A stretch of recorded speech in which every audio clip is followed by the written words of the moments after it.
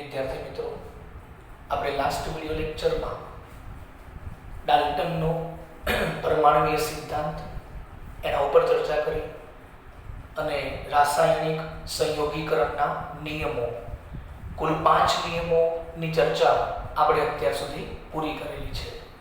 ત્યારબાદ ડાલ્ટનનો પરમાણુય સિદ્ધાંત ચલાવ્યો. હવે આજે આપણે ટોપિકની ચર્ચા કરીશું એટોમિક માસ, એટલે કે પરમાણુય દળ. હવે ક્વેશ્ચન એ થાય કે એટોમિક માસ એટલે શું, પરમાણુય દળ એટલે શું?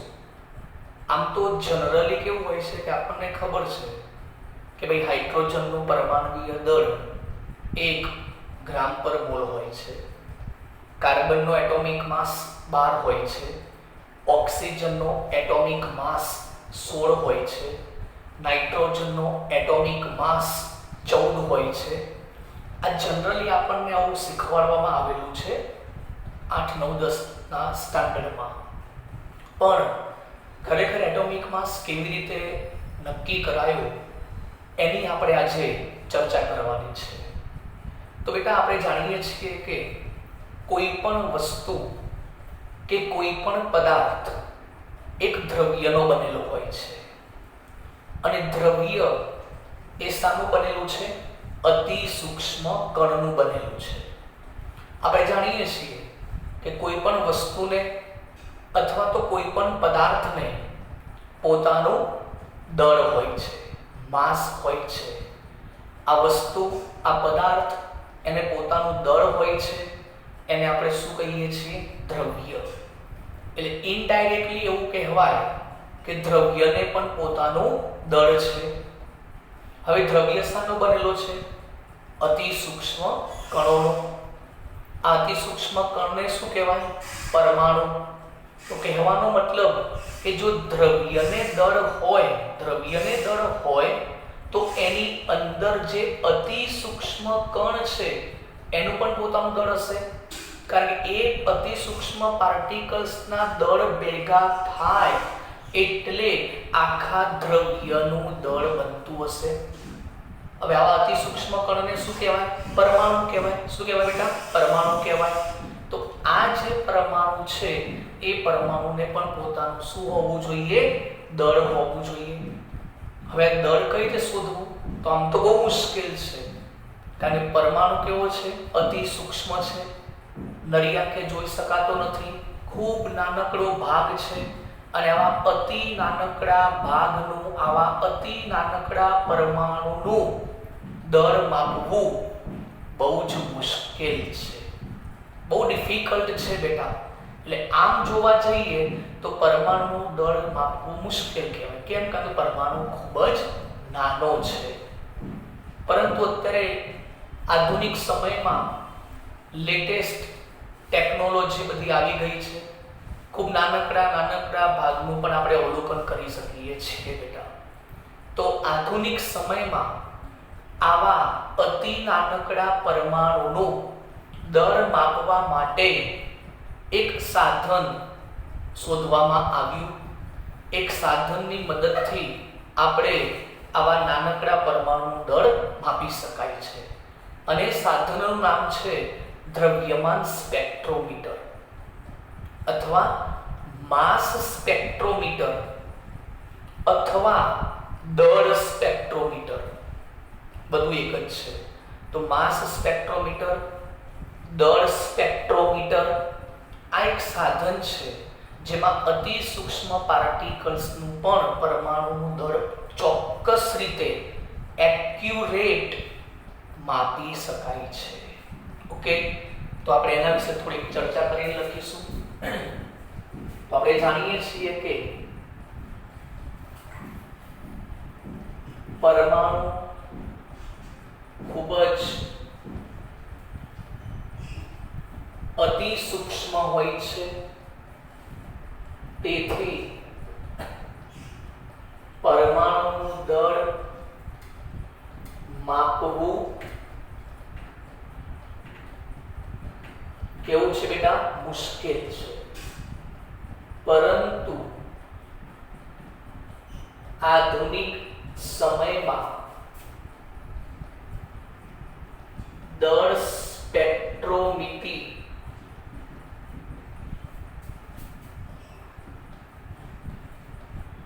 અથવા તો માસ સ્પેક્ટ્રોમીટર કાં તો દ્રવ્યમાન સ્પેક્ટ્રોમીટરની મદદથી પરમાણુનો ચોક્કસ દળ માપી શકાય છે.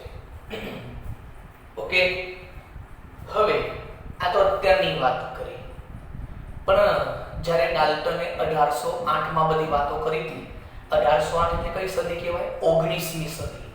ઓકે, અત્યારે આપણે 21મી સદી છે 2000 પછી, એટલે તો 1800 થી 1900 ની 1801 થી 1899 સુધીમાં જેટલા પણ સાયન્ટિસ્ટ આવ્યા એ વખતે આટલા બધા સાધનોની શોધ નથી થઈ, આટલા પાવરફુલ ઇન્સ્ટ્રુમેન્ટ નતા શોધાયા. તો એ વખતે પરમાણુનો દળ કઈ રીતે માપતા હતા આ વૈજ્ઞાનિકો, એની વાત કરીએ. તો 19th સેન્ચુરી 19મી સદીમાં જો આપણે વાત કરીએ તો એ વખતે આવા સાધનો નતા શોધાયા.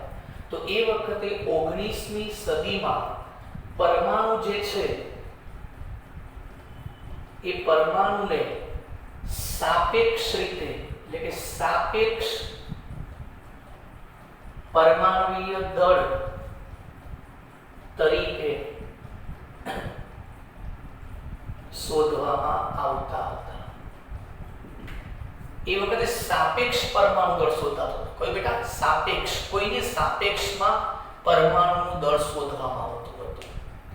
મતલબ કે આપણે જાણીએ છીએ કોઈની સાપેક્ષમાં એટલે ધારો કે આપણે અત્યારે હાલ તમને ખબર હોય કે બજારની અંદર તમે કોઈ શાકભાજી લેવા જાઓ તો ડિજિટલ જે કાંટા આવે છે ને, પેલું જે ત્રાજવું આવે છે, ઓકે, એમાં તમે જોયું હશે કે એક બાજુ સબ્જી મૂકશે અને તમારે ધારો કે 2 કિલો સબ્જી લેવી હોય તો એક બાજુ જે સબ્જી લેવી હોય એ મૂકશે અને બીજી બાજુ 2 કિલોનો બાટ મૂકશે. તો 2 કિલોનો લોખંડનો જે બાટ હશે તો એની સાપેક્ષમાં તમને આ સબ્જી આપશે. તો આ 2 કિલો છે એ એની સાપેક્ષમાં તમને આ બાજુ 2 કિલો સબ્જી મૂકશે, પેલો કાંટો વચ્ચોચ આવશે એટલે તમને આપી દેશે. તો કહેવાનો મતલબ શું છે? 2 કિલો મૂકશો એટલે વજન કાંટો નીચે, પેલો જે ત્રાજવો છે નીચે ઉતરી જશે વજનના કારણે. પછી આ બાજુ સબ્જી મૂકવાની, આ કાંટો આ ત્રાજવો ઉપર આવશે. જ્યારે લેવલમાં આવી જાય એટલે આપણે એવું કહેવાય કે હવે 2 કિલો સબ્જી થઈ ગઈ. તો આની સાપેક્ષમાં તમે સબ્જી માપો છો. તો બસ એવું જ કંઈક એ વખતે નક્કી થયું. તો પરમાણુનું એ વખતે સાપેક્ષ પરમાણુય દળ નક્કી કરવામાં આવતું હતું. અને એ વખતે શરૂઆતમાં સૌથી હલકો વાયુ અથવા હલકો પરમાણુ હાઇડ્રોજનની સાપેક્ષમાં, શરૂઆતમાં હાઇડ્રોજનની સાપેક્ષમાં પરમાણુય દળ નક્કી થયા હતા. અને એ વખતે હાઇડ્રોજનને જે હાઇડ્રોજન હતું ને એના પરમાણુય દળને 1 તરીકે ગણવામાં આવતું હતું, સ્વીકાર્યું હતું. 1 એકમ, પણ એનો કોઈ ગ્રામ, કિલોગ્રામ એવો એકમ નતો આપ્યો કે ભાઈ 1 ગ્રામ, 1 કિલોગ્રામ એવું નહીં, 1 બસ. તો હાઇડ્રોજનનું પરમાણુ દળ જે હતું એ અડેસઠે ચોપડીમાં લખેલું છે એનસીઈઆરટી બુકમાં. એટલે કે પોતાના લોજિકથી એ લોકોએ કેટલું સ્વીકાર્યું? 1 હાઇડ્રોજનનું પરમાણુ દળ સ્વીકાર્યું. એની સાપેક્ષમાં પછી બીજાના પરમાણુ દળ એ લોકો શોધતા હતા એ સમયની વાત કરીએ ત્યારે. પણ ત્યારબાદ સમય જતા એ લોકોને એમ થયું કે આપણે હવે પ્રોપર એવું એક તત્વ શોધીએ કે જે ખરેખર એની સાપેક્ષમાં આપણને સારી ઇન્ફોર્મેશન આપે, સારી માહિતી આપશે. બરાબર છે? તો એ વખતે પછી 1961 ની વાત કરું તો 1961 માં વૈજ્ઞાનિકોએ ભેગા થઈને એક પરમાણુને સાપેક્ષ પરમાણુ તરીકે સ્વીકાર્યો, એની સાપેક્ષમાં બીજા પરમાણુના દળ નક્કી કરવાનું વિચાર્યું. હવે 1961માં કયા પ્રકારનો પરમાણુ એમને સ્વીકાર્યો? તો યાદ રાખજો, આપણે કોઈ તત્વ હોય, કોઈ ક્લાસ હોય, ક્લાસરૂમ, તો ક્લાસરૂમમાં આપણે ક્લાસને કંટ્રોલ કરવા માટે શું કરીએ છીએ? એક મોનિટર બનાવીએ, બરાબર છે? એમ આખા તત્વોના પરમાણુ દળને પસંદ કરવા માટે અથવા પરમાણુ દળને શોધવા માટે એક તત્વ કેવું હોવું જોઈએ? સ્ટાન્ડર્ડ અથવા એને પ્રમાણિત સ્વીકારવું પડે. એની સાપેક્ષમાં બીજાની વાત થાય તો આપણે કેવું મોનિટર પસંદ કરીએ કે જે મોનિટર ભણવામાં થોડો હોશિયાર હોય, બરાબર છે? હાઈ મસ્તી ન કરતો હોય, એની સ્કૂલમાં હાજરી રેગ્યુલર હોય, બરાબર છે? એ શાંત છોકરો હોય, એની કોઈ કમ્પ્લેન ન આવતી હોય, તો આવા સ્ટુડન્ટને આપણે ક્લાસનું હેન્ડલિંગ કરવા માટે મોનિટર તરીકે પસંદગી કરીએ. ઓકે, તો એવી જ રીતે આપણે એવા તત્વોને એ વખતે આ બધા તત્વો હતા શોધાયા હતા એ વખતે, તો એ તત્વોમાંથી એક એવું તત્વ પસંદ કર્યું કે જે બહુ વધારે પડતું સક્રિય પણ નહોતું. જો બહુ વધારે પડતું સક્રિય હોય તો પણ ના ચાલે, પછી બહુ ઓછું સક્રિય પણ નહોતું, પ્રક્રિયા જ ના કરે, ના એવું નહીં. હા, યોગ્ય પરિસ્થિતિમાં પ્રક્રિયા કરે તો બરાબર છે, પણ પ્રક્રિયા ના જ કરે કાં તો પ્રક્રિયા બહુ વધારે પડતી કરી નાખે, જેમ કે લિથિયમ, સોડિયમ બહુ સક્રિય છે, હવામાં ખુલ્લું રાખો તો સળગી જાય, એટલે એને ક્યાં રાખવામાં આવે? કેરોસીનમાં. તો એટલું બધું સક્રિય પરમાણુ પણ ના લેવાય. તો આ લોકોએ બહુ વધારે પડતો સક્રિય પણ ના હોવો જોઈએ, બહુ ઓછો સક્રિય પણ ના હોવો જોઈએ, પછી એનું પ્રમાણ પણ એટમોસ્ફિયરમાં વધારે મળવું જોઈએ પર્સન્ટેજમાં, બરાબર છે? પછી એના એ વખતના જમાનામાં બહુ સમસ્થાનિક પણ ના હોવા જોઈએ. આ બધાનો અભ્યાસ કરીને વૈજ્ઞાનિકોએ 1961માં કાર્બન 12 પરમાણુ જે છે એને એ લોકોએ પ્રમાણિત તરીકે સ્વીકાર્યો. તો કાર્બન 12 પરમાણુ જે છે એને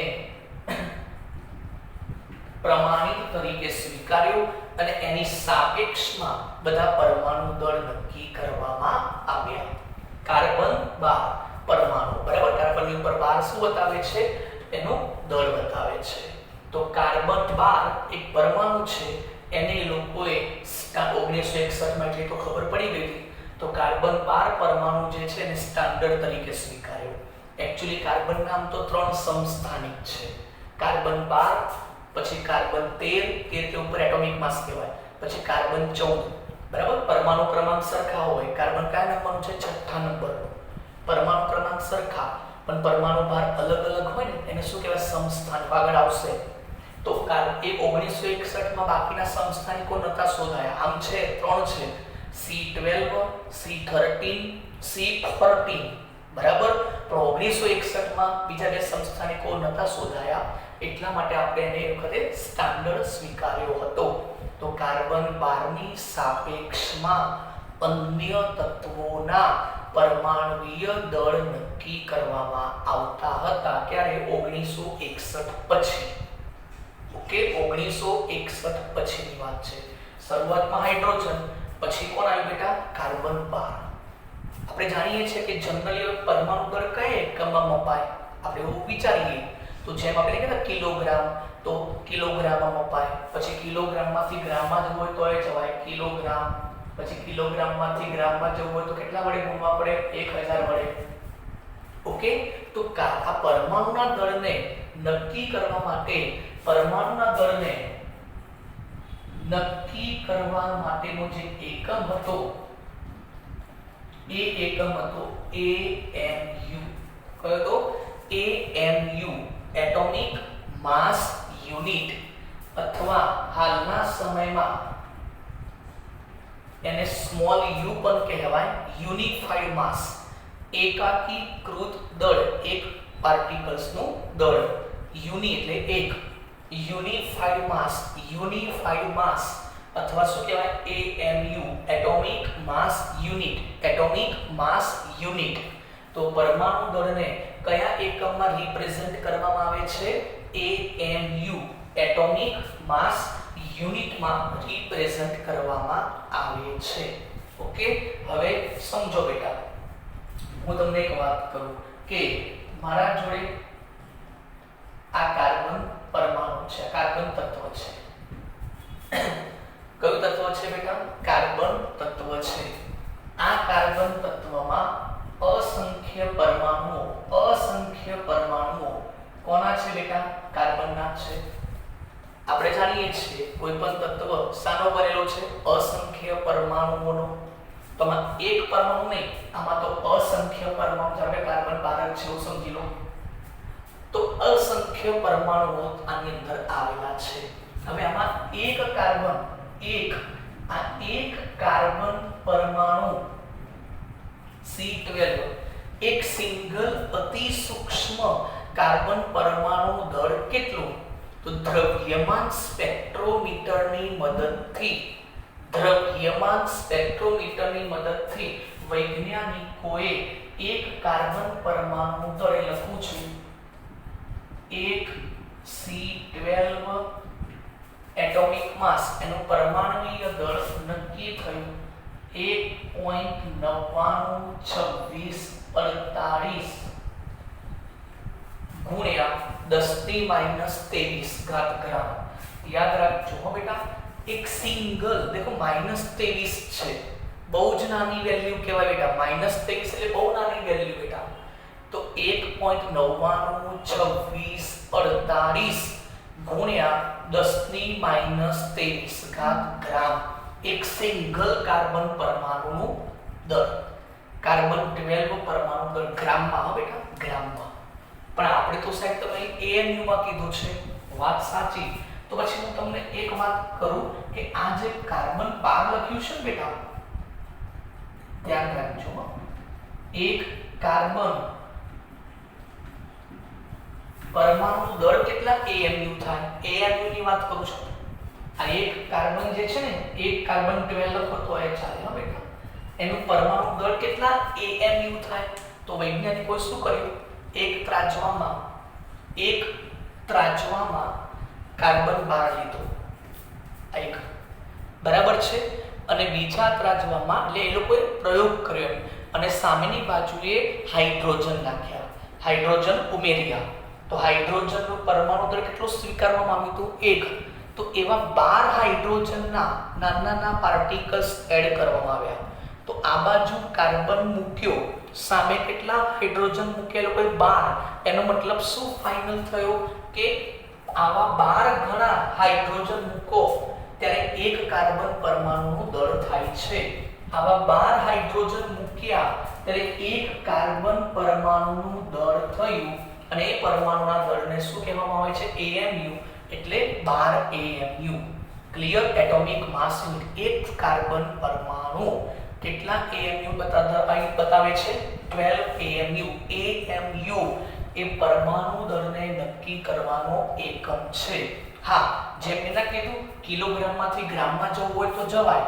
તો સવાલ થાય કે સાહેબ AMU માંથી ગ્રામમાં જવું હોય તો પણ જવાય ને? તો જવાય, પણ એક AMU બરાબર કેટલા ગ્રામ એ ખબર નથી.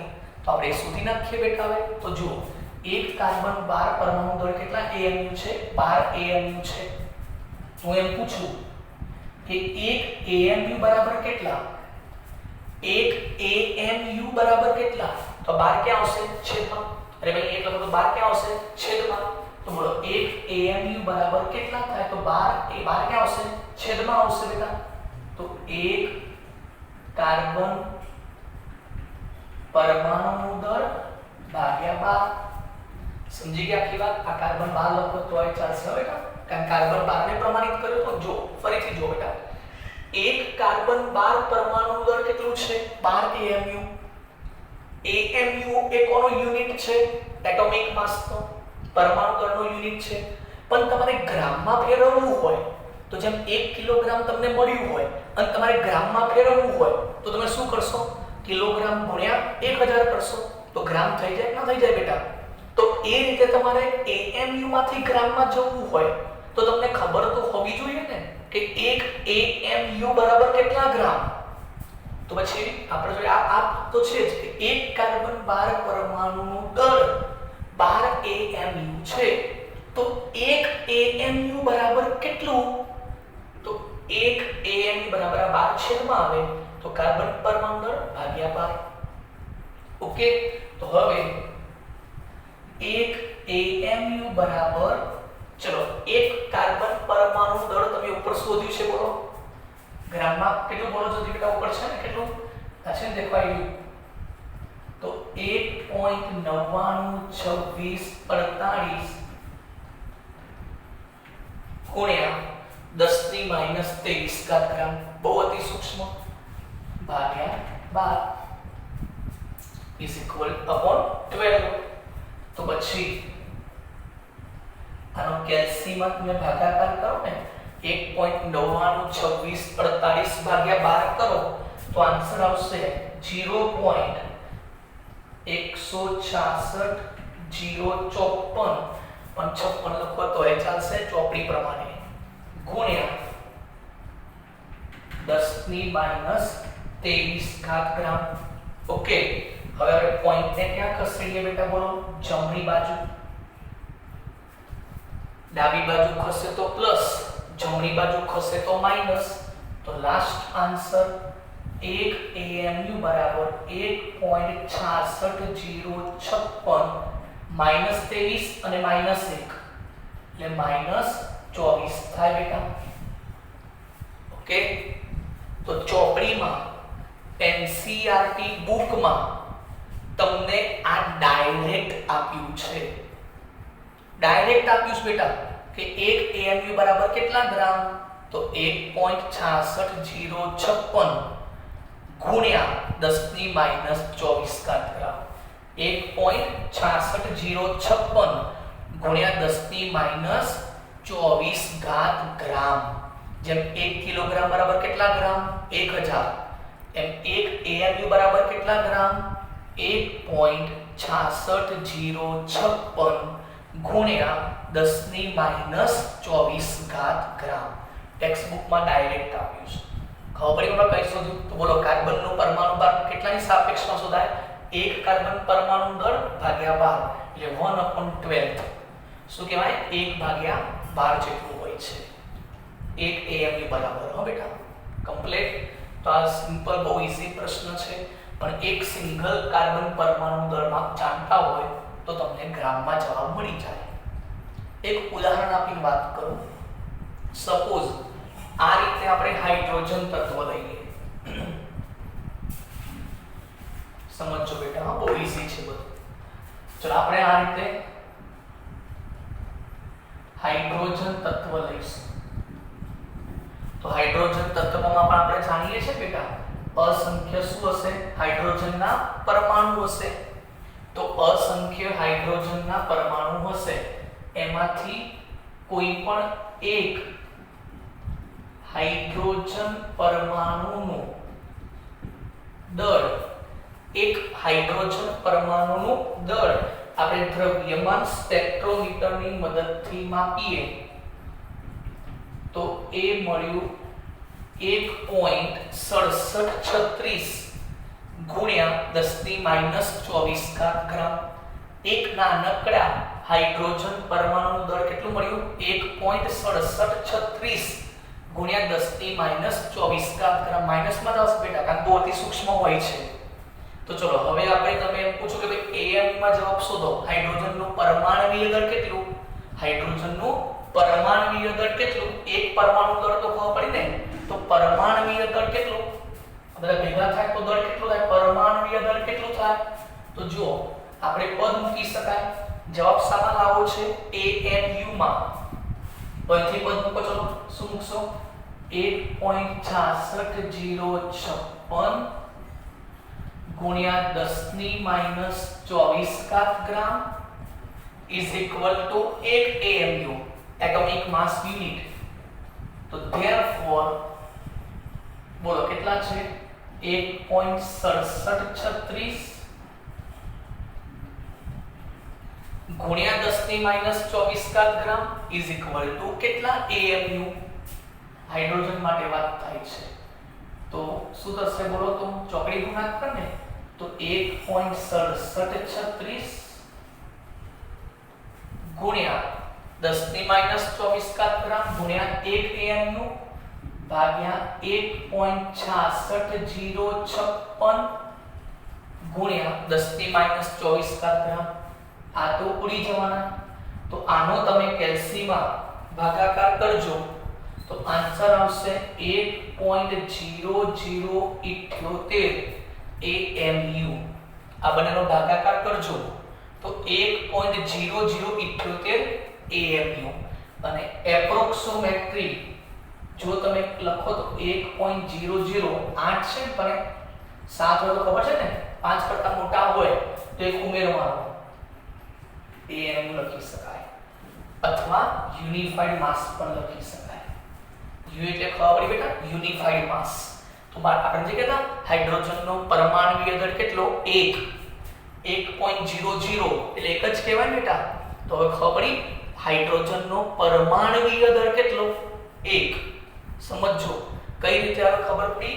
એક હાઇડ્રોજનના પરમાણુ દળ શોધ્યા પછી આપણે ગ્રામનો સંપર્ક AMU સાથે કરીશું અને AMU સાથે કરતા આપણને હાઇડ્રોજનનો પરમાણુય દળ જાણવા મળે છે. AMU એટોમિક માસ યુનિટ. ઓકે, આ રીતે દરેક તત્વના પરમાણુય દળ શોધી શકાય છે. આ રીતે ઓક્સિજન છે ને ઓક્સિજન, તો ઓક્સિજનનું પણ પરમાણુય દળ 15.995 આટલું મળ્યું હતું એટલે એપ્રોક્સિમેટલી 16 જ કહેવાય. ઓક્સિજન ઓ છે ઓક્સિજનનું પરમાણુય દળ આ રીતે કેટલું મળ્યું હતું 15.995 એટલે એપ્રોક્સિમેટલી 16 જ કહેવાય ને. અને એટલા માટે આપણે ઓક્સિજનના પરમાણુય દળને 16 તરીકે સ્વીકારીએ છીએ, 16 તરીકે સ્વીકારવામાં આવે છે. ઓકે, તો આ છે એટોમિક માસ થિયરી. તો પરમાણુય દળ કયા સાધનની મદદથી માપવામાં આવે છે આધુનિક સમયમાં? તો દ્રવ્યમાન અથવા તો દળ સ્પેક્ટ્રોમીટર.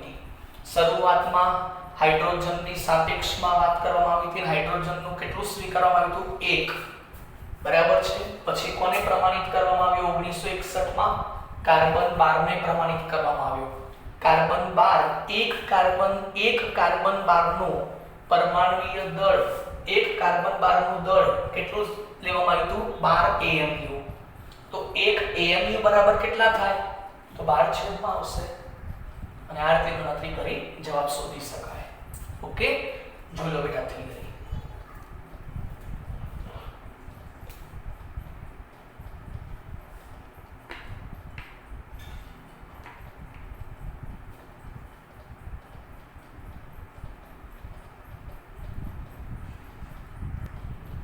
ચલો હવે આપણે પરમાણુય દળ શીખી ગયા પછી હવે નાનકડો એક ટોપિક છે સરેરાશ પરમાણુય દળ, એવરેજ એટોમિક માસ. નામ ઉપરથી જ આવડી જાય. સરેરાશ એટલે સમજી લેવાનું કે પરમાણુય દળ જે હશે ને એ 1 કરતા વધારે જોવા મળશે અને પછી આપણે એનો એવરેજ લેવો પડશે. તો ટોપિકનું હેડિંગ છે સરેરાશ પરમાણુય દળ અથવા એવરેજ એટોમિક માસ.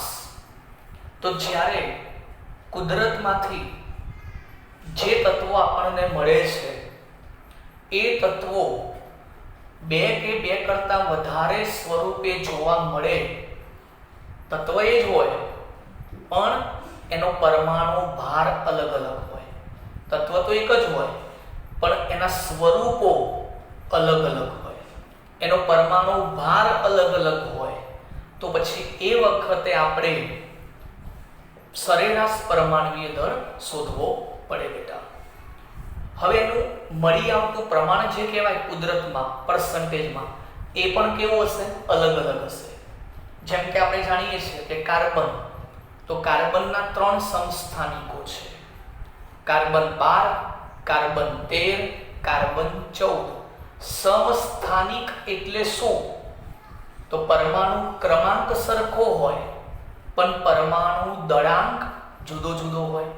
જેમ કે કાર્બનનો પરમાણુ ક્રમાંક 6 છે તો કાર્બનનો પરમાણુ ક્રમાંક તો 6 6 6 જ આવશે, પણ પરમાણુ દળ કેટલો આવશે? Carbon 12, carbon 13, carbon 14. તો દરેકનું કુદરતમાં મળી આવતું પ્રમાણ કેવું હશે? અલગ અલગ હશે. કાર્બન 12 વધારે પ્રમાણમાં મળશે, 99 એપ્રોક્સિમેટલી 99% મળે છે વાતાવરણમાં, તો એને કહેવાય પ્રચુરતા. એ મળતું પ્રમાણ છે ને એને શું કહેવાય? પ્રચુરતા, એબન્ડન્સ. શું કહેવાય? એબન્ડન્સ અંગ્રેજીમાં. ગુજરાતીમાં કહેવાય પ્રચુરતા. ટકાવાર પ્રમાણ કેટલું મળે છે ટકામાં, વાતાવરણમાંથી કેટલું મળે છે, એને પ્રચુરતા કહેવાય. ઓકે. અને એવું સરેરાશ પરમાણુ દળ શોધવાનું સૂત્ર શું છે હું તમને પહેલા આપી દઉં. તો સરેરાશ પરમાણ્વીય દળ શોધવાનું સૂત્ર છે ટકા ગુણ્યા પરમાણ્વીય દળ પ્લસ ટકા ગુણ્યા પરમાણ્વીય દળ પ્લસ જો હજી હોય તો ટકા ગુણ્યા પરમાણ્વીય દળ ભાગ્યા 100.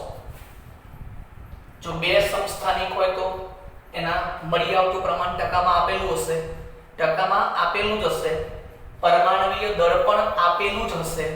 તમારે ટકા ગુણ્યા પરમાણુ દળ કરવાનું, બરાબર છે, અને બધાને 100 વડે ભાગી નાખવાના. ટકા 100 દૂર થાય એટલે તો જે આવશે બેટા એ કયું આવશે? સરેરાશ પરમાણ્વીય દળ.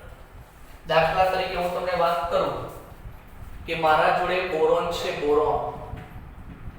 બોરોનની સંખ્યા શું થાય? B, બરાબર. અને બોરોન છે ને 5મા નંબરનું તત્વ છે. કયા નંબરનું? હાઇડ્રોજન, હિલિયમ, લિથિયમ, બેરિલિયમ અને બોરોન.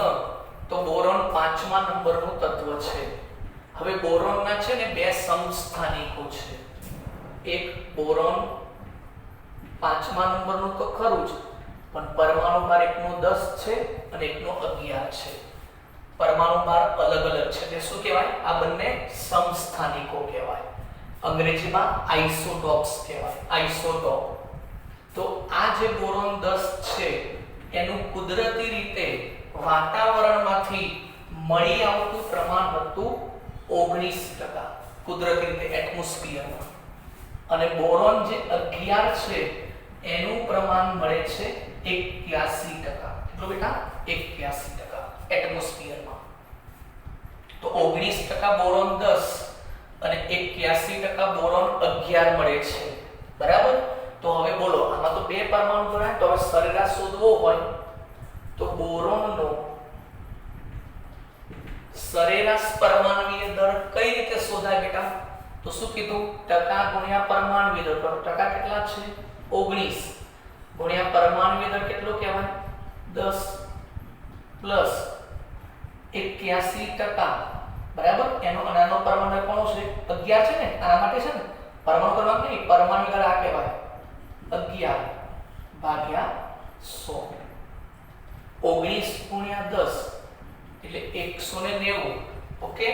હવે આપણે કેલ્સીમાં જોઈ લઈએ તો 81 ગુણ્યા 11 તો 891 ભાગ્યા 100. હવે 190 પ્લસ 891 ઇઝ ઇક્વલ ટુ હશે 1081 ભાગ્યા 100. 2 પોઈન્ટ કાપવાના એટલે આવશે 10.81. તો સરેરાશ પરમાણ્વીય દળ કેટલો આવ્યો? 10 અને 11 ની વચ્ચે આવ્યો. 10 અને 11 ની વચ્ચે કેટલો આવ્યો? 10.81 યુનિફાઈડ માસ. આ તમારો આન્સર છે. એકદમ સરળ બેટા, એકદમ ઈઝી. ધારો કે આપણે એક એક્ઝામ્પલ થી વાત કરીએ તો એક્ઝામ્પલમાં તમને સમસ્થાનિક આપ્યા છે કાર્બન 12, કાર્બન 13 અને કાર્બન 14. આ ત્રણ સમસ્થાનિક આપ્યા છે. એનું પર્સન્ટેજમાં પ્રમાણ આપ્યું છે 98.892 રકમ છે બેટા. 1.108 અને 2 ગુણ્યા 10 ની -10 ઘાત. બરાબર, સૌથી ઓછું પરમાણુ કોનું છે? કાર્બન 14 નું. -10 એટલે લગભગ કશું ના કહેવાય. બરાબર, હવે આનું તમને સરે પરમાણુય દળ આપ્યું છે 12. બરાબર, કમ્પ્લીટ લોકો માપી નાખ્યું છે 13.00 335. આ 14 છે તો 14.00 317. 14 ખરું, પણ એ લોકો કમ્પ્લીટ એક્યુરેટ મેઝર કર્યું છે. તો આપણે આ લેવું પડશે અને ટકા. તો પૂછે કે કાર્બનનું સરેરાશ પરમાણુય દળ શોધો. તો સૂત્ર બોલો શું આવશે? સરેરાશ પરમાણુય દળ બરાબર સૂત્ર કયું? ટકા ગુણ્યા પરમાણુ ભાર ને. તો આ ટકા કેટલા છે? 98.892 ગુણ્યા 12 પ્લસ 1.108 ગુણ્યા 13.00335 પ્લસ 2 ગુણ્યા 10 ગુણ્યા 14.00317 ભાગ્યા 100. બરાબર, ટકા ગુણ્યા પરમાણુ ભાર, ટકા ગુણ્યા પરમાણુ ભાર ગુણ્યા વચ્ચે પ્લસ છે ને સૂત્ર. હવે તમારે કેલ્સી માં કામ કરવાનું. તો જુઓ 98.892 બરાબર છે ગુણ્યા 12 ઇઝ ઇક્વલ ટુ આન્સર આવે છે 1186.704 પ્લસ 1.108 ગુણ્યા 13.00335. તો આન્સર આવે છે 14.4077.118 પ્લસ 2 ગુણ્યા 14.00317 તો આવે છે 28.00634 ગુણ્યા 10 તો ખરી જ ભાગ્યા 100. ઓકે, ચલો હવે 10 છે ને એટલે અહીં કેટલા જીરો મૂકવા પડશે? તો દેખો પાછળ જવું પડશે ને 10 પોઈન્ટ. તો 1 2 તો આવી ગયા. કેટલા જીરો આવશે? હવે 8 જીરો આવશે. કેટલા? 8. તો એનો સરવાળો કરજો. કઈ રીતે સાંભળજો? 0 પોઈન્ટ સાંભળજો 0.80 કેટલા બેટા? 0 પોઈન્ટ યાદ રાખજો 0.1280634 એટલે 10 થી -10 નીકળી જશે. 0 પોઈન્ટ કેટલા? 0.80 કારણ 2 તો અહીં આવી ગયા ને પોઈન્ટ કાપશો એટલે 10 થઈ જશે. 2 આના અને 8 આપણે મૂકવાના એટલે 10 થી -10 નીકળી જશે. તો આટલા વત્તા કેટલા કરવાના? 0.80 28000634 એનો સરવાળો કરજો તો આવશે 1201.111 ભાગ્યા 100. 1201.111 ભાગ્યા 100 2 પોઈન્ટ કાપશો તો આન્સર આવશે 12.011 યુનિફાઈડ માસ. 12.011 યુનિફાઈડ માસ. તો આ એવરેજ એટોમિક માસ આવ્યો. કોનો? કાર્બનનો. આ રકમ છે, આ જવાબ લાયા. આવડી ગયો બેટા? તો ટકા ગુણ્યા પરમાણુ દળ, ટકા ગુણ્યા એટોમિક માસ ભાગ્યા 100. જોઈ લો બેટા.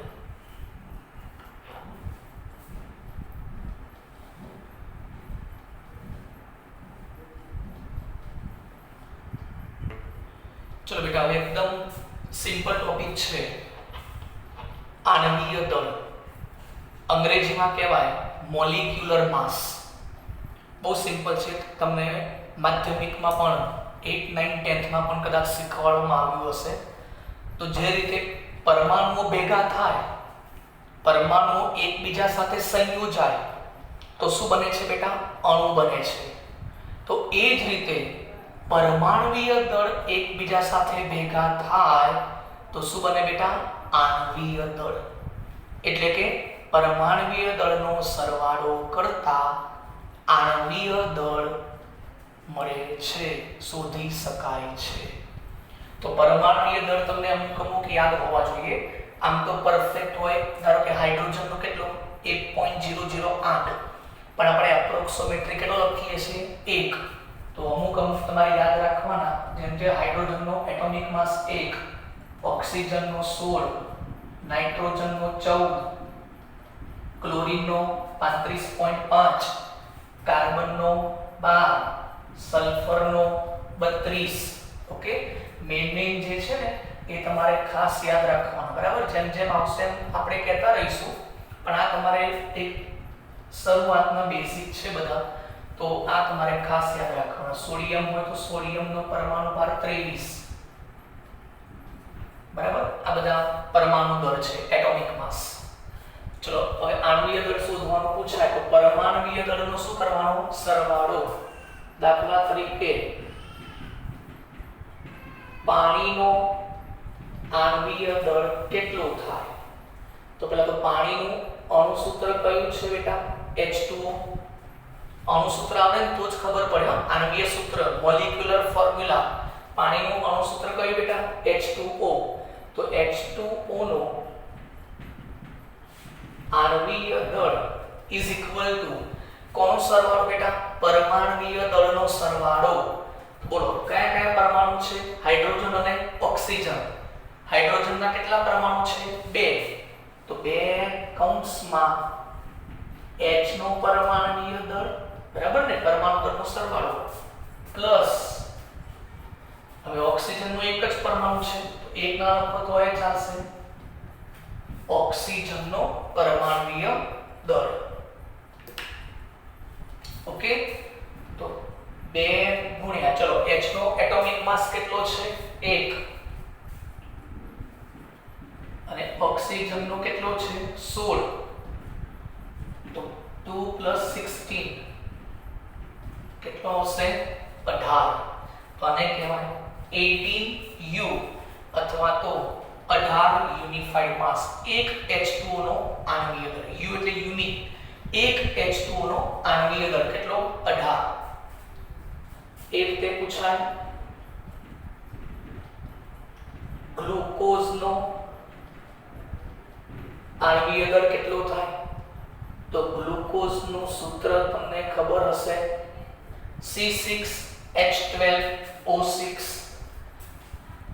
તો C6H12O6 નો આણ્વીય દળ બરાબર, ચલો કાર્બનના કેટલા પરમાણુ છે? 6. તો 6 કૌંસમાં કાર્બનનો પરમાણ્વીય દળ પ્લસ હાઇડ્રોજનના કેટલા છે? 12.